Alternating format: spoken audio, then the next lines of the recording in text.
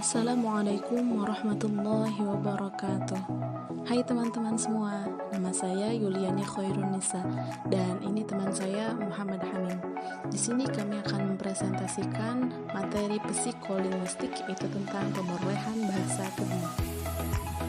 Adapun outline dari materi yang akan kami sampaikan, itu yang pertama, pengertian bahasa kedua, yang kedua, faktor-faktor yang mempengaruhi pemerolehan bahasa kedua, dan yang ketiga, teori pemerolehan bahasa kedua. Apa itu bahasa kedua?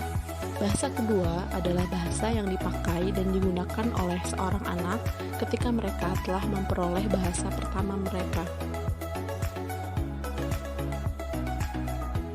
Berkenaan dengan pemerolehan bahasa kedua, Stephen Krashen mengungkapkan beberapa hipotesis. Yang pertama, hipotesis monitor, yang kedua, hipotesis input atau masukan, yang ketiga, hipotesis filter afektif, yang keempat, hipotesis analisis kontrastif, yang kelima, interlanguage, dan yang keenam, hipotesis biginasi.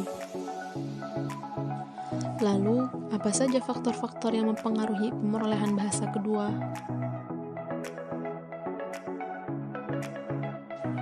Faktor-faktor yang mempengaruhi pemerolehan bahasa kedua, yang pertama faktor lingkungan bahasa, yaitu guru atau pengajar dan lingkungan bahasa sekitar anak.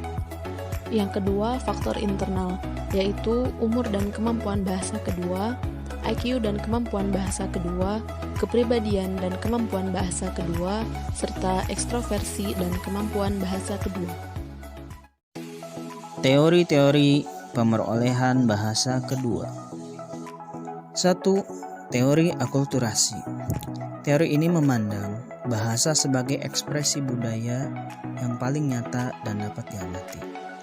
Dan yang kedua adalah teori akomodasi. Teori memandang bahasa pertama dan bahasa kedua sebagai dua kelompok yang berbeda.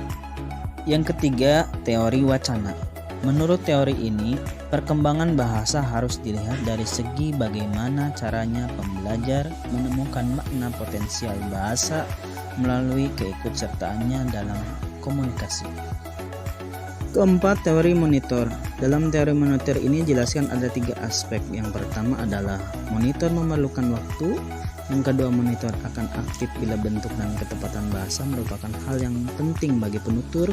Yang ketiga, monitor mencerminkan aplikasi pengetahuan bahasa pada perilaku berbahasa seseorang. Kelima, teori kompetensi variabel. Teori ini melihat bahwa pemerolehan bahasa kedua dapat direfleksikan dan bagaimana bahasa itu digunakan. Keenam, teori hipotesis universal. Teori ini berkeyakinan bahwa terdapat kesemestaan linguistik yang menentukan jalannya pemerolehan bahasa kedua. Ketujuh, teori neurofungsional. Pemerolehan bahasa berkaitan erat dengan sistem syaraf, terutama area Broca, area ekspresi verbal, dan Wernicke, area komprehensi. Dengan demikian, pemerolehan bahasa sebenarnya juga melibatkan otak kanan dan kiri. Terima kasih sudah menyaksikan video ini. Semoga video ini bermanfaat untuk teman-teman semua. Sekian dari kami. Wassalamualaikum warahmatullahi wabarakatuh.